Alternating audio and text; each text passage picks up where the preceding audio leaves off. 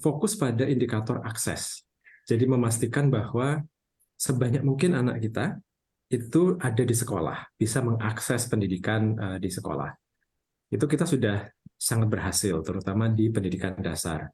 SD 100% kira-kira, SMP hampir 100%, SMA juga sudah sangat tinggi angkanya, perguruan tinggi pun sudah 35% kalau tidak salah ingat.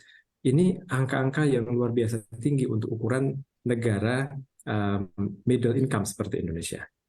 Jadi indikator akses sudah kita capai dengan baik. Ini perlu kita pertahankan.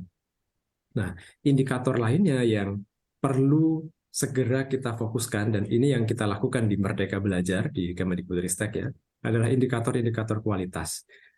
Kualitas itu mengacu pada apakah anak-anak kita belajar di sekolah. Jadi bukan hanya ada di sekolah, tapi setelah mereka ada di sekolah, apakah mereka mengembangkan kompetensi, daya nalar, kemampuan berpikir, kreativitas, gitu ya, gotong royong. Jadi kecakapan-kecakapan yang mereka perlukan untuk masa depan.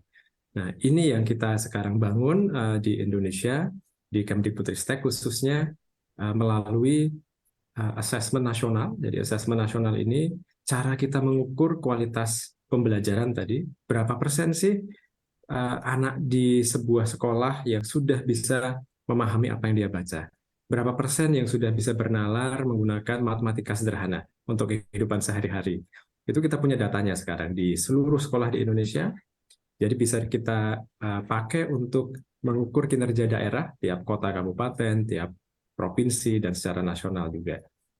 Jadi itu indikator utamanya adalah kecakapan gitu ya, karakter dan kompetensi anak-anak kita yang mereka peroleh dari pembelajaran di sekolah.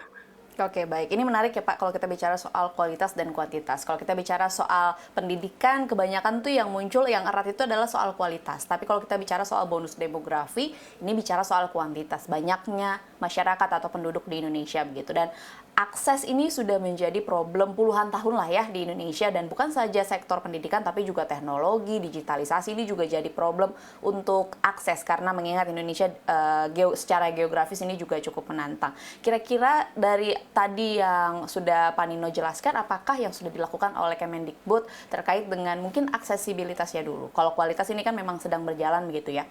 Terkait dengan aksesibilitasnya, apakah sudah cukup untuk mencirikan Indonesia ini sebagai negara maju? Justru kalau dari sisi akses, kita sudah relatif berhasil. Seperti saya sampaikan tadi, hampir semua anak Indonesia sudah bersekolah, ya, setidaknya sampai SMP, dan sebagian besar sudah sampai SMA atau SMK dan sederajat. Jadi akses ke sekolah itu sudah cukup berhasil, ke pendidikan tinggi juga sudah cukup banyak. Yang jadi problem justru adalah kualitasnya. Jadi bicara tentang bonus demografi, betul itu tentang angka, tentang jumlah, kuantitas. Tetapi kalau angkanya banyak sekali, tapi tidak ada yang belajar dengan baik di di sekolah, percuma juga gitu ya. 100% kita sudah mencapai misalnya pendidikan SMA dan SMK dalam beberapa tahun ke depan. Tapi kalau hanya 30% dari mereka yang bisa menggunakan matematika dasar untuk problem sehari-hari, bonus demografi juga tidak akan bisa kita capai. Jadi bonus demografi ini sekarang ini justru yang paling problematik adalah sisi kualitasnya. Memastikan bahwa anak-anak yang sudah ada di sekolah, yang sudah ada di universitas, itu belajar sesuatu yang relevan, yang bermakna, yang bisa mereka pakai untuk belajar sepanjang hayat, dan tadi ya berilmu pengetahuan, menciptakan ilmu pengetahuan, teknologi, tidak hanya menyerap informasi tapi mensintesis, membuat karya. Itu yang harus kita lakukan sekarang. Baik, memang kalau kita bicara soal kualitas yang tadi Bapak bicarakan betul sekali bahwa memang ini sangat menjadi penting bagi sektor pendidikan, tapi kalau kita lihat menuju ke Indonesia dengan bonus demografi ini kan pemerintah menggaung-gaungkan agar investasi ini masuk.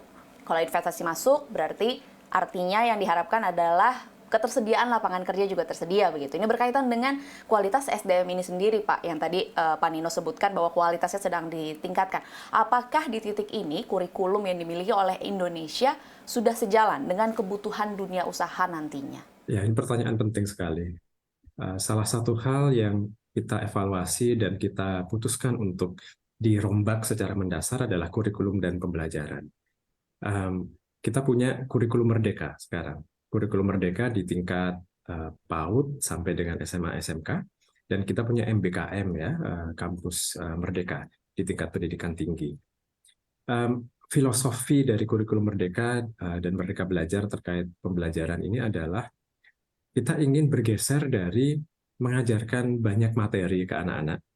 Jadi kalau kurikulum sebelumnya itu padat sekali materinya. Kalau mungkin ingat di sekolah dulu gitu ya, ada banyak sekali topik materi yang harus dihafalkan, yang harus dipelajari, terus nanti itu keluar di ulangan, di ujian. Itu yang harus kita tinggalkan. Sekarang ini informasi ada di genggaman kita, ya, atau di laptop kita. Kita bisa mengakses siapapun, hampir siapapun bisa mengakses informasi yang demikian melimpah. Jadi problemnya bukan menyampaikan sebanyak mungkin materi, informasi kepada anak-anak. Problemnya adalah memberdayakan mereka untuk bisa bernalar kritis, untuk bisa kreatif mengolah informasi itu, sehingga mereka bisa menciptakan karya. Nah, kurikulum merdeka itu mengarah ke sana. Materi pelajaran di setiap mata pelajaran kita pangkas 20, 30 sampai 40%. Jadi bukunya sekarang itu banyak gambar, banyak aktivitas gitu ya. Tidak tulisannya teks kecil-kecil, terus padat sekali informasi, tapi sudah jauh lebih interaktif dan jauh lebih menarik juga. Materinya kita pangkas sehingga guru bisa mengajar dengan tidak tergesa-gesa. Kalau materi yang kita wajibkan dari kurikulum nasional itu banyak sekali, maka guru pasti akan mengajar dengan kejar tayang gitu ya. Dia takut, aduh waktunya sudah habis nih, masih banyak materi yang belum saya ajarkan. Nah, sekarang materinya esensial saja, yang paling-paling penting saja, yang kita wajibkan ya, guru boleh nambah gitu.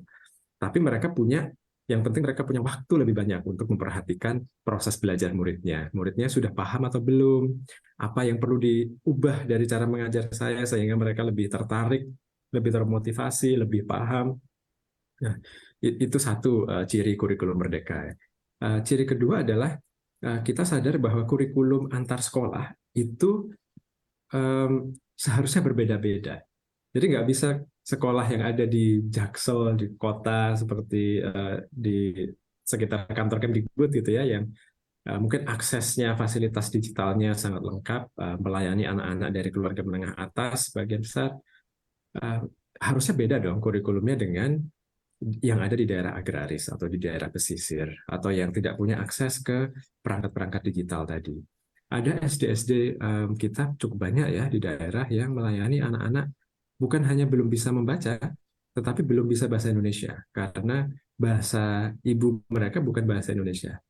Nah, tentu kalau mereka diwajibkan oleh Kemdikbud untuk sejak minggu pertama mengajarkan matematika, IPA, IPS, mana mungkin pembelajaran itu efektif. Seharusnya kurikulum di sekolah itu fokus dulu pada bahasa Indonesia dan kemampuan memahami bacaan, gitu ya, literasi dasarnya yang difokuskan.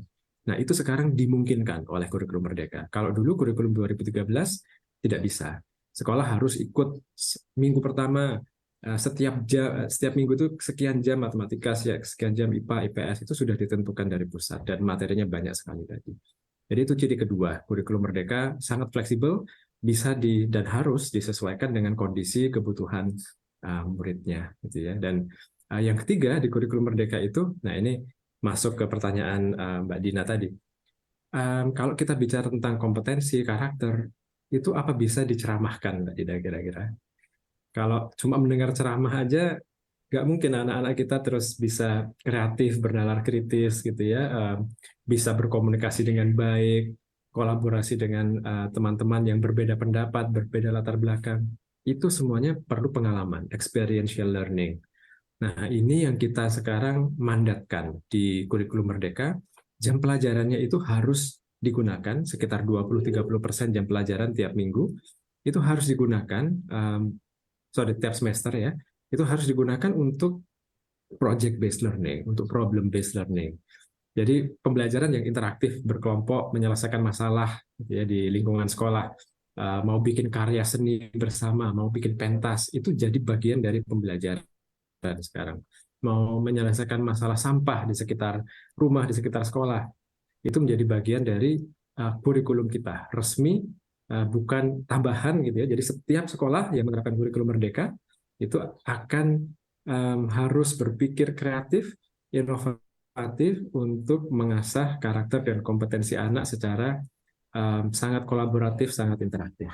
Dan ini yang sangat diperlukan gitu untuk kalau kita bicara bonus demografi menghadapi tantangan-tantangan yang selalu berubah.